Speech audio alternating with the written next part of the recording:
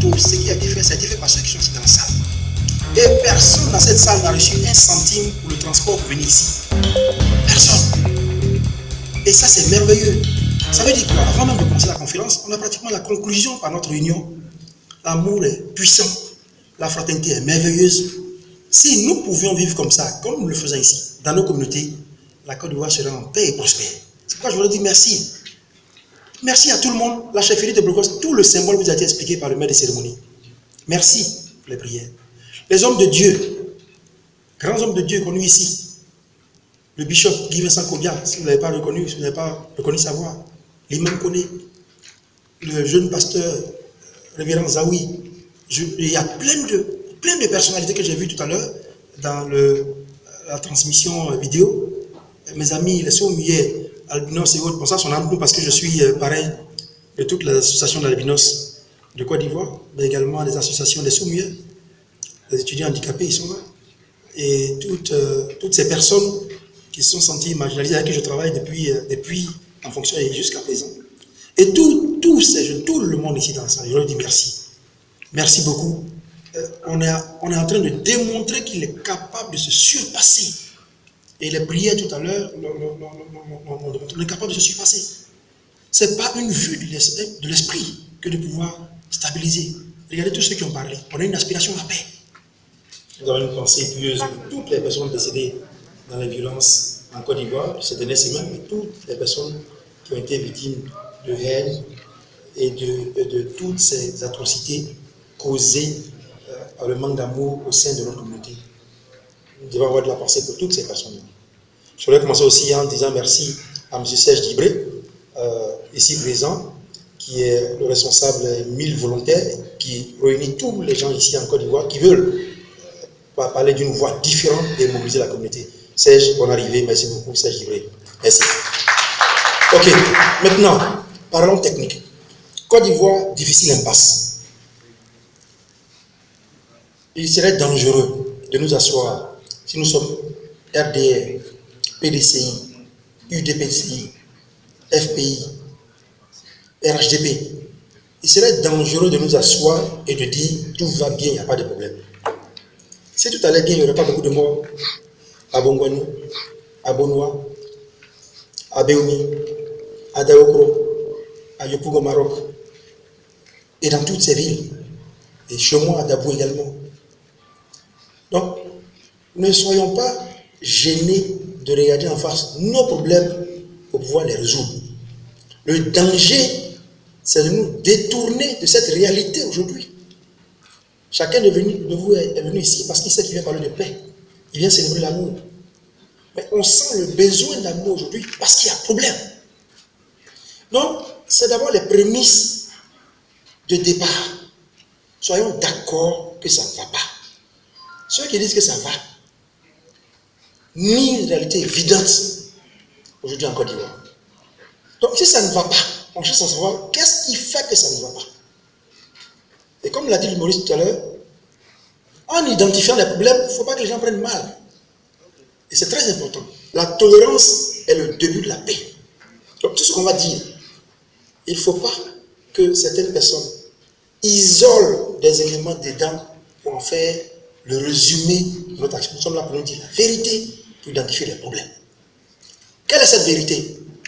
C'est que nous sommes dans l'impasse. Cette impasse a commencé depuis très longtemps. Depuis notre indépendance. Depuis les acquis de la colonisation. Dans le processus politique. Jusqu'en 80. Qui nous a conduit jusqu'en 90 avec l'ouverture démocratique. Jusqu'en 2000 avec la rupture de l'ordre institutionnel. Vous ne m'entendiez pas comme ça? Dans le fond, on n'entend pas. Comment j'ai fait pour dire ça? Et jusqu'en 2010, on a connu ce qu'on n'a jamais connu. Donc, il y a une succession de faits sociaux, politiques, régionaux, économiques, spirituels. Ces faits se sont accumulés, ont créé des situations dans le cœur de chaque Ivoirien, mais également des problèmes communautaires que nous devons gérer aujourd'hui. Et l'année 2010, avec son lot de violence, a amplifié ces problèmes. on a un problème de réconciliation, on a des comptes à régler, on a le chômage, la pauvreté, des problèmes de sécurité pour certains. Et c'est tout ça qui fait qu'aujourd'hui nous sommes dans l'impasse. Donc ce n'est pas un événement isolé qui fait qu'aujourd'hui on est ici. Ce n'est pas une question isolée. Mais c'est l'accumulation de tout ce que nous avons vécu qui fait qu'aujourd'hui il y a cet espace. Donc là, ce que je vais aborder maintenant, c'est qu'il ne cherche pas, on ne doit pas chercher à savoir qui est responsable. Qui? Mais qu'est-ce qui fait ou comment nous sommes arrivés à cela et qui doit prendre action pour qu'on change? Nous sommes dans l'impasse. Moi, je suis de Blocos. Ici, où j'ai grandi, où j'ai fait toutes mes études. Et nous étions victimes et témoins de violences dans nos rues. Déjà en 2000, chers frères. Des morts dans la rue. Des affrontements. Et vous tous, vous avez connu cela déjà. Donc, nous sommes dans une impasse qui est née du fait de l'accumulation de tous les faits en Côte d'Ivoire. Maintenant, dernièrement, depuis 2016, cette impasse a commencé à s'amplifier. Donc 2010 et 2016. Et 2016, le processus constitutionnel. Commençons par la Constitution. Et parlons technique. On n'est pas ici pour accuser, mais parlons technique. Nous nous posons aujourd'hui la question, nous tous, tout le monde, au vu des récriminations des partis et de certaines populations, est-ce que notre processus constitutionnel a été fait comme il fallait se faire? Et vous m'avez connu, préfet, je vous ai déjà dit, 2 ans seulement. Mais vous ne m'avez pas connu expert international pendant 12 ans, où j'ai conduit des processus constitutionnels dans certains pays, Zanzibar, RDC, Libye, Somalie, même Zimbabwe, dans tous ces pays. Là-bas, comment on fait la constitution? Dans ces pays, on fait une constitution en consultant la base d'abord. C'est-à-dire, vous qui êtes dans ça, les albinos, les sourds, les handicapés, les commerçants du marché, la petite vendeuse orange, tout le monde est d'abord informé. On va faire la constitution. Parce que la constitution, c'est la loi fondamentale qui guide toute notre vie. La constitution peut décider qu'on n'a plus de mouches en Côte d'Ivoire. C'est la constitution qui décide. Elle peut décider que tous ceux qui n'ont pas bien sel poivre comme mon ami là ne doivent pas vivre ici. Donc pour un texte qui fonde notre vie, tout le monde doit être consulté. Mais quand on dit tout le monde est consulté, ça ne veut pas dire qu'on va parler forcément de droit. Non. On va demander à chacun qu'est-ce que tu penses demain. Qu'est-ce que tu dois faire. Et ça s'appelle en termes techniques le processus d'appropriation collective. Il y a un texte majeur qui vient. Chaque habitant doit dire, ah, on m'a parlé de ça, oui, moi-même, mon ami me parlait de ça hier. Mais ce n'est pas un processus élitiste, c'est-à-dire professeur d'université, juriste, magistrat, avocat, administrateur, en haut. Le processus constitutionnel est un processus de base. Lorsque la population s'approprie et comprend pourquoi on doit faire un texte, tout ce qui vient après est très facile. Est-ce qu'aujourd'hui, avec ce qui se passe, nous pouvons dire que la population savait même qu'il y avait une constitution qui était en train d'élaborer? Est-ce qu'elle a donné son avis? Est-ce qu'on a créé le débat dans les églises, dans les mosquées, dans les villages, dans les rues? Moi, quand je travaillais à l'international, surtout dans un pays déchiré tel que la RDC, on a commencé d'abord avec les notions fondamentales et on est parti dans les marchés, dans les petits hameaux pour dire voici ce qu'on va faire, qu'est-ce que vous en pensez? Bon, on est parti dans les villages où les gens avaient un seul problème, le test que vous allez faire là. Nous, on ne veut pas homosexualité dans le texte, c'est tout ce qu'on veut. Il y en a qui avaient ce problème. Il y en a qui disent il faut mettre l'école gratuite. Il y en a qui disent il faut faire la parité homme-femme. Et la constitution de la RDC était l'unique constitution au monde à cette période qui inscrivait sans équivoque la parité parfaite dans l'occupation des postes électifs et administratifs entre hommes et femmes. Voici le processus constitutionnel. Et donc, quand vous faites ce processus à la base, que tout le monde s'y reconnaît, il y a ce sentiment, on nous a consulté. Ah oui, on a fait cela. Est-ce qu'on a fait aujourd'hui pour arriver à ce débat? Alors, venons-en maintenant sur un autre aspect technique, c'est le référendum.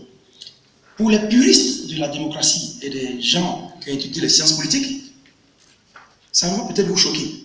Mais on veut, dans un pays post-conflit, dans un pays en transition démocratique, dans un pays qui a connu un chaos comme la Côte d'Ivoire, on ne va pas à un référendum constitutionnel pour voter oui ou non.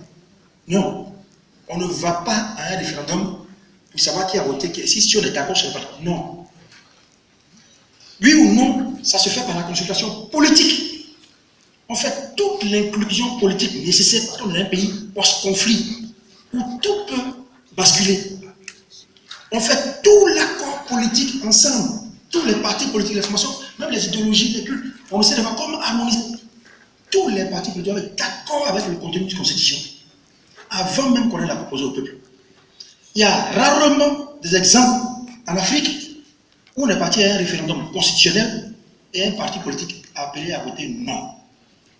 Un pays post-crise. Ça n'existe pas en Afrique. À cause du même principe, comme le pays vient d'une période difficile, il ne faut pas qu'on aille aux élections avec un parti qui n'est pas d'accord avec la Constitution. Donc on ratisse large et on va au référendum. Quand on va au référendum, je répète, ce n'est pas pour voter oui ou non.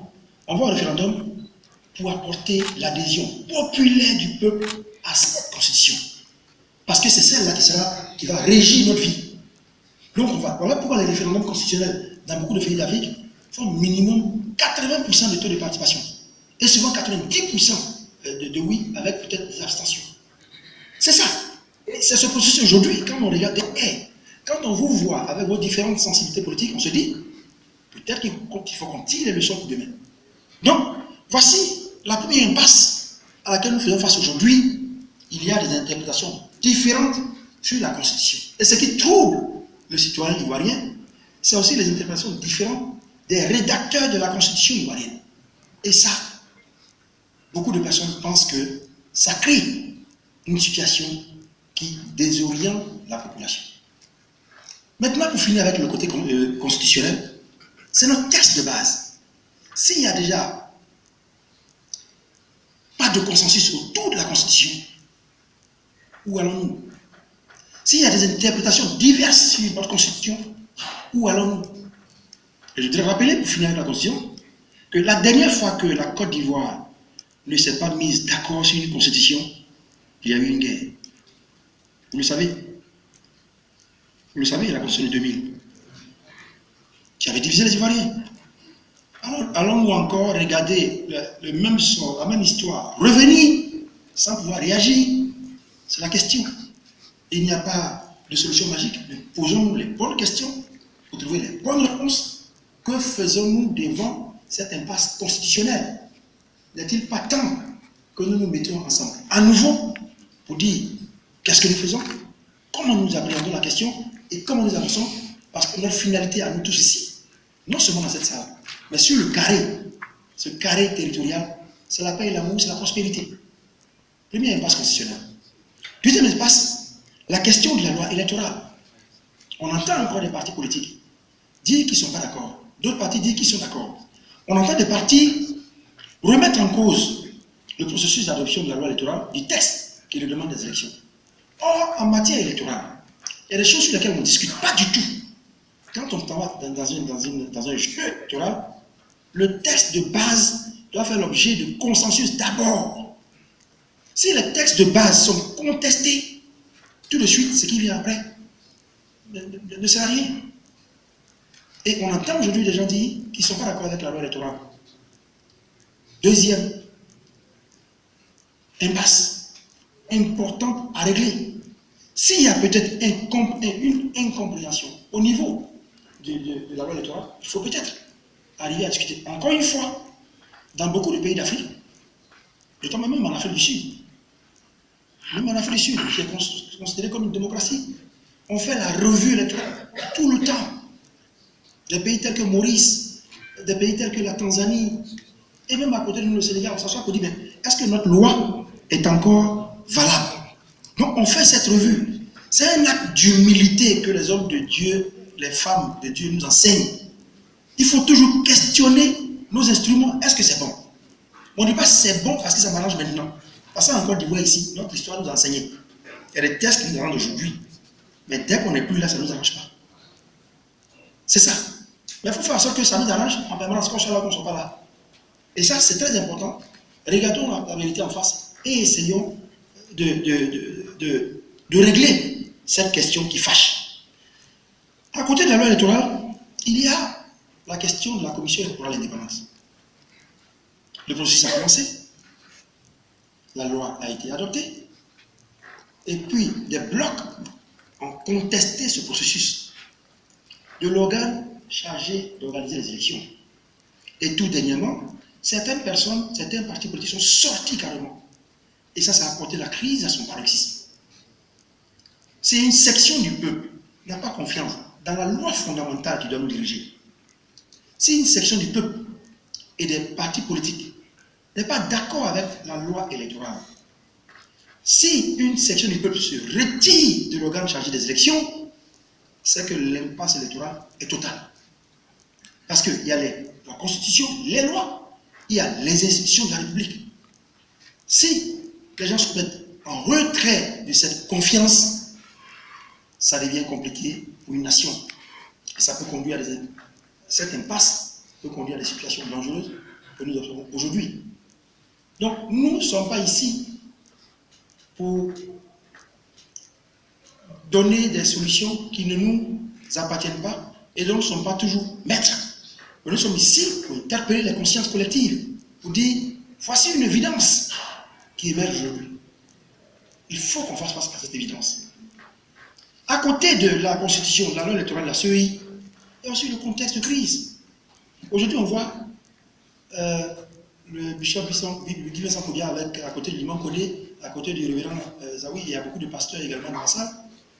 Et puis, le fait même qu'on soit content de les voir là, c'est pas normal. On est content, voici un musulman à côté d'un chrétien qui est musulman. Ça, c'est pas normal. Ça veut dire qu'il y a un problème. Parce que leur rôle, c'est d'être ensemble. Pourquoi on est content qu'ils soient ensemble? Alors que c'est la vie. Ils sont tous pour Dieu. Mais pourquoi on est content de les voir ensemble? Parce que le discours identitaire religieux est en train d'émerger.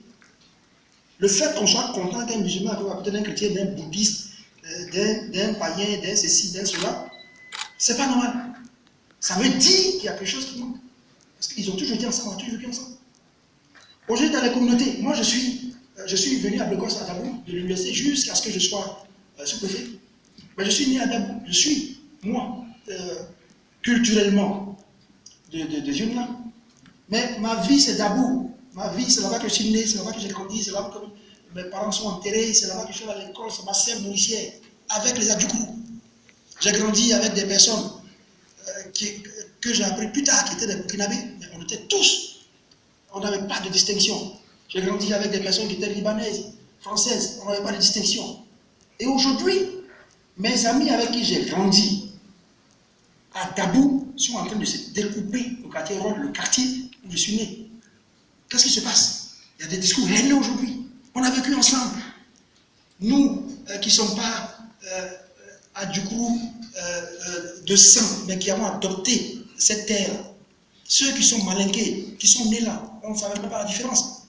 Ceux qui sont béninois, on vivait en parfaite harmonie, on mangeait, quand on était petit dans la cour, des différents.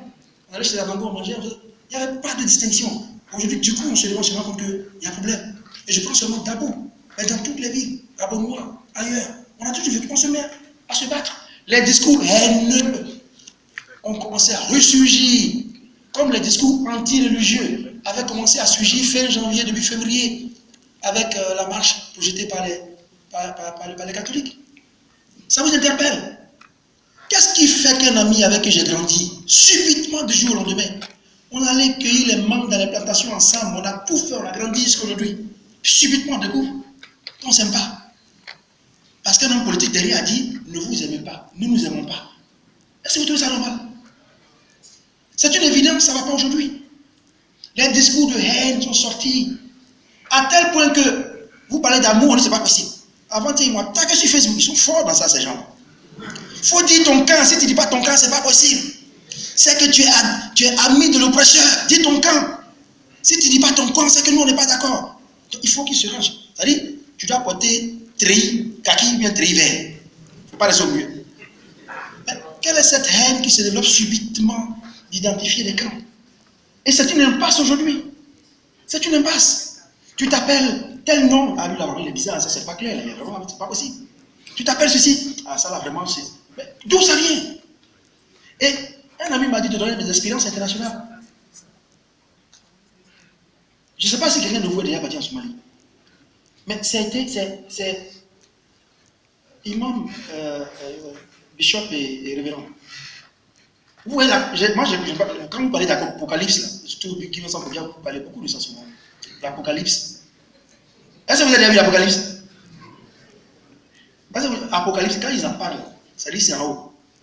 Mais moi j'ai vu l'Apocalypse sur terre.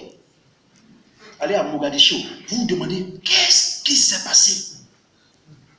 Vous voyez un mur, d'abord la ville est détruite. Quand je dis détruit, je dis détruit, il n'y a rien. Et vous voyez un mur criblé de balles comme si le mur était un être vivant, pyramide, colère, mitraillé, destruction totale, chaos. Ça c'est la méchanceté humaine, c'est la destruction. Il ne faut même pas revenir. Qu'est-ce qui s'est passé? Ils ont tout détruit, tout. Et quand la violence de cette image, et j'ai encore des photos, je n'ai jamais vu ça. Voici l'Apocalypse créé par la haine dans le cœur des gens. L'Apocalypse. Et j'ai aussi vécu dans l'Est, la RDC, où il y a eu des crises, mais des centaines de morts. Centaines de morts. En Libye, même où j'ai été victime des miliciens, ils ont failli me tuer juste parce que j'avais une couleur de peau différente et qu'on me soupçonnait d'être mercenaire à la solde de Kadhafi. Parce qu'il y a mes muscles là, je peux attraper encore Kalachnikov. Mais c'est la violence. L'Apocalypse existe sur terre. Mesdames, messieurs, qui prêchaient la bonne parole. Ça existe. Et les munitions de cela, c'est la haine. Je vais passer en revue comme ça les pays. Le Rwanda, allez au Rwanda, les crânes humains partout. Jusque dans les plantations, où laborez, vous trouvez des crânes humains, des ossements. C'est terrible. Au Burundi, où encore? Donnez-moi un pays qui vous semble un chaos ici. Où ça? Haïti, c'est pas l'Afrique, mais Haïti, c'est grave. Oui, partout, dans tous ces pays. On a eu la chance quand même, Dieu nous a envoyé là-bas pour aller voir.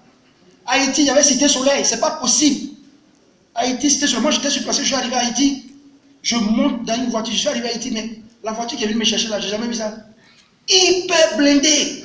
Tellement blindé que je m'en sors ici, j'ai plus de réseau même sur mon téléphone. C'est sérieux. Hyper blindé. En Somalie, Puntland, je dormais tous les jours et c'était avec les gilets papa lourds. Gilets papa, les casques. Vous dormez avec ça.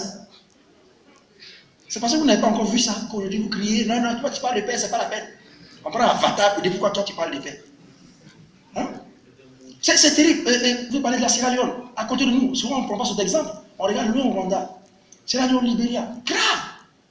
Et chez nous même, aller dans certaines circonscriptions, on s'est découpé comme les images que vous avez vu la semaine passée, mais cette semaine. C'est l'Apocalypse, messieurs de Dieu, existe. Nous l'avons créé. Vos ouailles l'ont créé. On a une impasse communautaire aujourd'hui. Et il faut en sortir. Il faut parler un langage nouveau. Il faut avoir un discours nouveau. Il faut avoir une approche nouvelle. Il faut prendre conscience de notre capacité.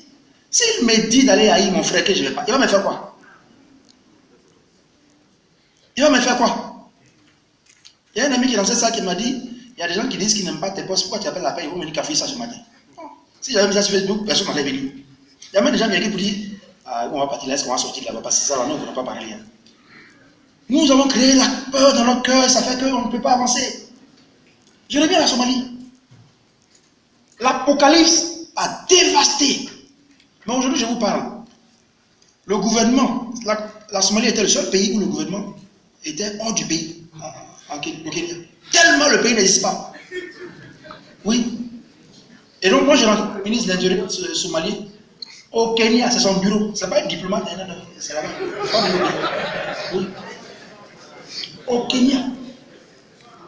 Et progressivement, avec les efforts internationaux, ils sont rentrés. Mais aujourd'hui, il y a tous ceux qui sont tués, tous ceux qui sont morts. Ils sont en train de gérer le pouvoir. Ceux qui ont fait tuer, ils sont en train de tuer ensemble. Ils doivent quitter ensemble. Ils vont partager les postes ministériels. En tout temps, tout le monde est mort. Les gens ont jugé ça. Partagent le pouvoir. Succèdent le pouvoir. Ils se succèdent le pouvoir.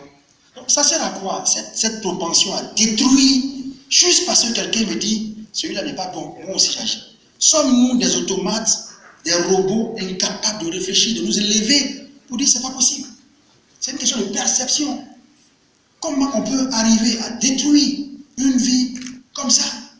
Donc, cette impasse communautaire, cette impasse religieuse est dangereuse. Revenons à nos fondamentaux, qui sont les fondamentaux de notre vie de tous les jours. Qui ici dans cette école n'est pas allé avec un petit béninois, un mauritanien, un burkinabé? Qui fait ça pour dire? Quand vous fuitez dans le monde,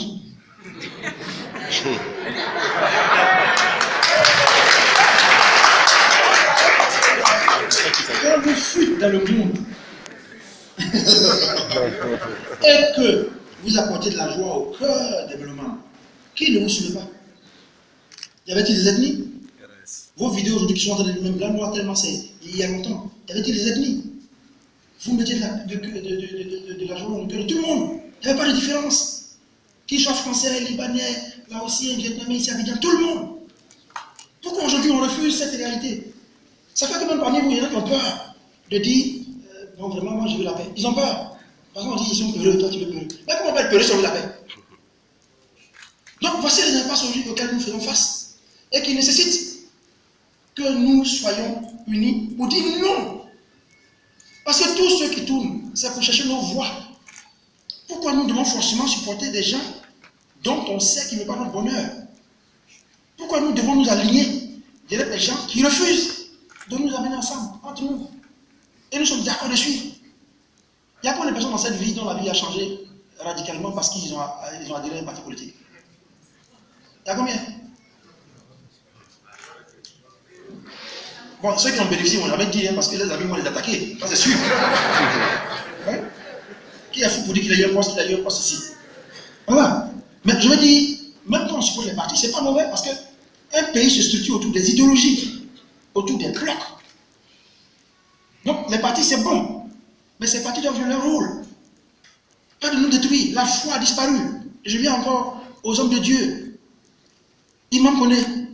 Dans la seule ville d'Aniamant, il y a 70 mosquées et beaucoup de cultes chrétiens. Révérend Zawi, Bishop Vincent Bodiap, sur Gonzagueville, à Dioufou, Jean Folie, il y a plus de 300 églises différentes. 300. Juste là, côté Port-Bouel. Si on éteint ici, là, c'est des milliers de cultes. Mais comme on est tous vers Dieu, et puis on n'a tous pas peur de Dieu, on est tous en Dieu dans les églises, on est tous aussi méchants. Je disais toujours, je répète ça tout le temps, au point de lasser certaines personnes. Ça fait au moins 30 ans que moi je n'ai pas encore vu quelqu'un qui dit les païens. Tellement la vie est dure aujourd'hui. Tout le monde croit en Dieu. Mais personne ne fait ce que Dieu fait. Ceux même qui sont toujours devant les pasteurs demandés au premier rang, c'est eux qui portent la parole. Donc ils demandent, Bishop, révérend, comme ça, excommunier les gens pour dire, oula, ça n'est pas normal. Prenez aussi l'habitude souvent de dire la vérité à ces gens qui détruisent la communauté. Donc on a une impasse même de la morale. Et on pense que c'est normal. Aujourd'hui, les jeunes pensent qu'ils doivent être doubleurs pour réussir. Non? Ils doivent marmailler leurs amis pour réussir.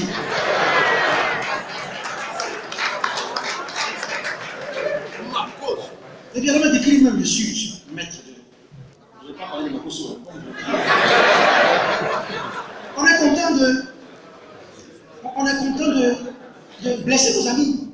On est content de les doubler. On est content de faire toutes les petites choses. Je suis trop fort. Je l'ai eu. Et puis, on n'est pas content.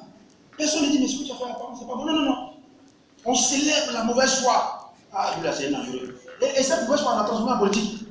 Quand tu es un gros menteur, ça, c'est un bon politicien, ça. Ah, c'est pas possible. Ah, il est trop fort. Parce qu'il est un menteur. Et ça, c'est un problème. Donc, pour pouvoir laisser aujourd'hui la parole au peuple, voici les espaces que nous avons. Les impasses. Elles sont institutionnelles, elles sont constitutionnelles et légales. Elles sont sociales. Ces impasses-là, ce qu'on a tous les jours. Les impasses sociales. Nous doutons dans l'église. Et parmi nous, il y a beaucoup qui ont fait leur provision. Ils ne passent pas peur. Aujourd'hui, à 6h30, c'est fini. Il n'y a plus d'embouteillage. Oui, il n'y a plus d'embouteillage là-bas. Avant, on peut passer devant l'église du pasteur Salomon. Maintenant, là, c'est léger comme ça, parce que chacun rentre vite à la maison. Donc, cette peur est là. Les gens deviennent nerveux. Nerveux. Et ça joue sur le moral des gens. Vous voyez, vous n'avez pas remarqué il y a trop de fous. C'est à cause de cette pression psychologique depuis 2010. Il y a beaucoup de fous dans les gens. Même des jeunes, vous sentez que il est fraîchement fou. Ça ne donnait pas mal. Hein. Parce qu'il y a seulement 2 mois, j'étais encore le président des foot de Côte d'Ivoire, en ma qualité de président du conseil de gestion de l'hôpital psychiatrique de Benjamin. Et donc, je sais que le dérangement est fort dans beaucoup parmi nous.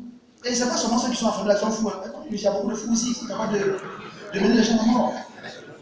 Donc, voici une impasse sociale que nous devons résoudre. Je n'ajoute pas à ça. Le dernier point, c'est notre condition d'existence. La Côte d'Ivoire vient de le. Et je n'ai pas honte de le dire. J'ai servi l'État à un certain niveau. Et soyons honnêtes. Reconnaissons aussi que l'effort qui a été fait. Je veux que quelqu'un me dise que le travail qui a été fait en Côte d'Ivoire, 10 ans, est un travail qui est nul. Ce n'est pas possible, soyons honnêtes. Et quand moi je parle, je compare avec l'endroit où je suis passé. Il n'y a aucun pays d'Afrique qui est arrivé à ce niveau comment on appelle de renaissance. Non, la chose passée avec ça fait penser à ces chiffres de relèvement après une crise. Il n'y en a pas beaucoup. Il faut le reconnaître. Tout ce qu'on a comme infrastructure. Les gens me disent, bon, c'est bon, ça c'est normal. Oui, c'est vrai, c'est normal. Mais la mauvaise foi va empêcher qu'on réalise. Mais malgré ça, on a quand même quelques petites difficultés. Aujourd'hui, il y a beaucoup de jeunes chômeurs dans ça, n'est-ce pas? Vous allez commencer à faire, on va dire, moi j'ai mis le feu politique dans ça, ça va être compliqué pour moi. Il y a des jeunes chômeurs, il y a des problèmes de santé, il y a des problèmes d'agriculture, mais c'est le problème d'une nation qu'on cherche à résoudre. C'est pas parce qu'il y a des problèmes qu'on détruit une nation, qu'on détruit le peu qui existe. Donc les problèmes économiques, infrastructurels, les problèmes structurels, sont des problèmes qui se résolvent dans le temps. Il y a des pays aujourd'hui qui ont reculé. L'Afrique du Sud, en train de reculer. Pourquoi? Parce que les discours haineux, la xénophobie, mais également la corruption.